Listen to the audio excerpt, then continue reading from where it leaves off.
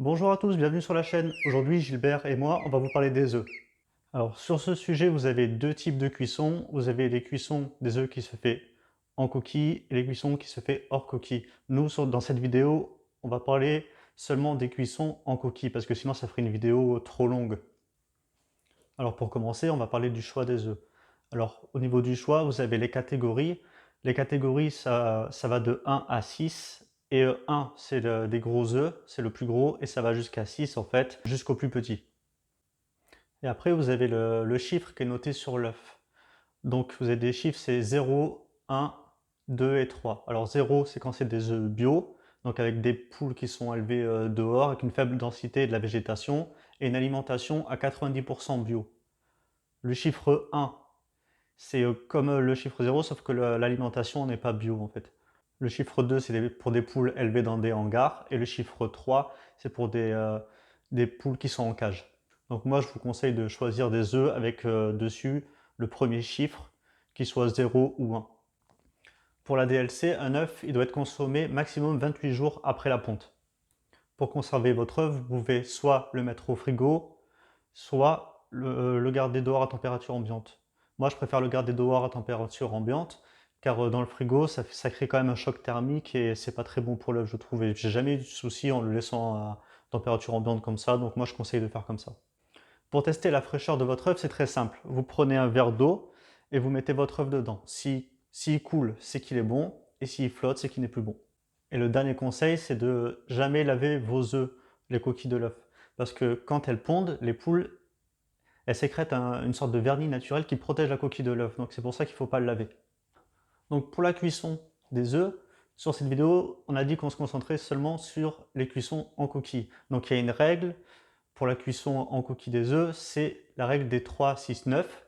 Donc c'est pour l'œuf à la coque 3 minutes, pour l'œuf mollet 6 minutes et pour l'œuf dur 9 minutes. Alors moi, je fais un peu différemment au niveau du temps de cuisson. On verra après quand on fera l'œuf mollet. Je vous expliquerai pourquoi par la suite. Et vous avez aussi du coup l'œuf parfait qui est cuit pendant 1 heure dans une eau à 64 degrés. Alors le problème sur l'œuf, enfin s'il y en a un, c'est que le blanc d'œuf et le jaune d'œuf n'ont pas la même température de cuisson en fait. Le blanc d'œuf commence à coaguler à partir de 62 degrés et le jaune d'œuf, lui, commence à coaguler à partir de 68 degrés.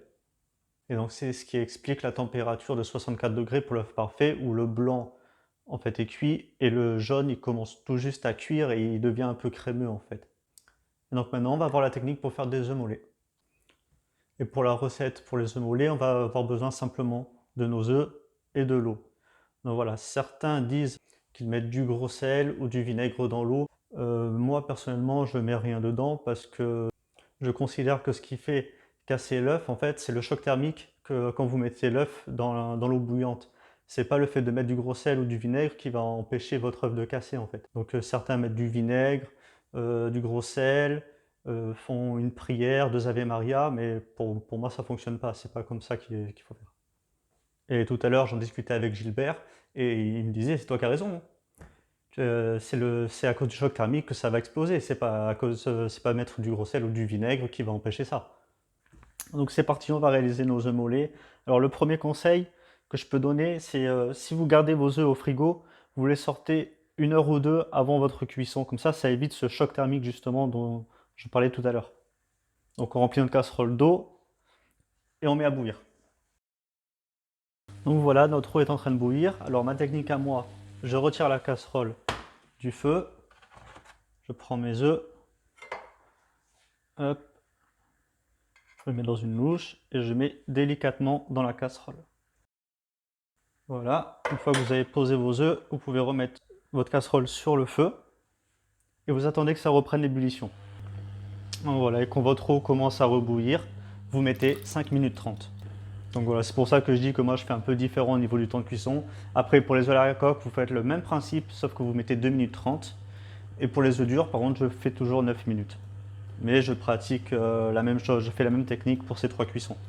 Quand il reste quelques minutes, commencez à prévoir une casserole ou un récipient avec de l'eau froide à l'intérieur pour pouvoir couper la cuisson des œufs après justement quand les 5 minutes 30 seront écoulées. J'espère que les œufs vont pas être cassés ou fissurés et que la cuisson va être bonne parce que sinon je passe un peu pour un gros faisan quand même. Voilà, et quand votre eau, elle bout, faites en sorte que ça bout pas très très fort. Il n'y a pas besoin que ça boue vraiment très très fort. Il faut que ça soit en ébullition, mais il ne faut pas non plus que ça soit trop élevé la température. Donc voilà, le temps est écoulé. On va sortir les œufs et on les met directement dans l'eau froide. Et donc voilà, on laisse les œufs refroidir un petit peu. Alors après, c'est toujours pareil. Si vous avez des œufs de catégorie 1 qui pèsent 70 grammes ou des œufs de catégorie 6 qui pèsent 45-50 grammes, adaptez votre cuisson par rapport à ça aussi. Vous pouvez rajouter 30 secondes ou enlever 30 secondes. On va regarder nos œufs, s'ils n'ont pas explosé, s'ils sont bien. Alors, voilà, comme on peut le voir, regardez, vous n'avez aucune fissure sur les œufs, ils sont restés intacts. Très bien, maintenant on va passer à l'écalage de l'œuf. Pour écailler l'œuf, je vous conseille de faire dans l'eau directement, ça aide à mieux écailler.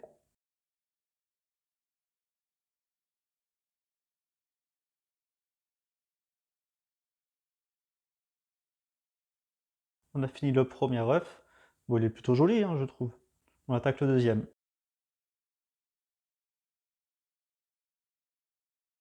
Et voilà, notre deuxième œuf écaillé. Si vous avez besoin de réchauffer vos œufs mollets, je vous conseille de préparer une chauffante avec une eau à peu près à 50 degrés, et comme ça vous laissez vos œufs dedans, et ils ne vont pas surcuire, ils vont juste se réchauffer tranquillement, et le jaune restera coulant à l'intérieur.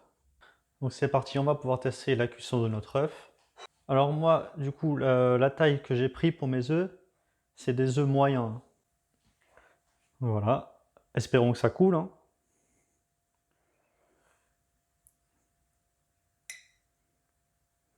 Hop, voilà, l'œuf est coulant, donc c'est nickel. Merci d'avoir regardé ma vidéo, je vous dis à la prochaine, salut.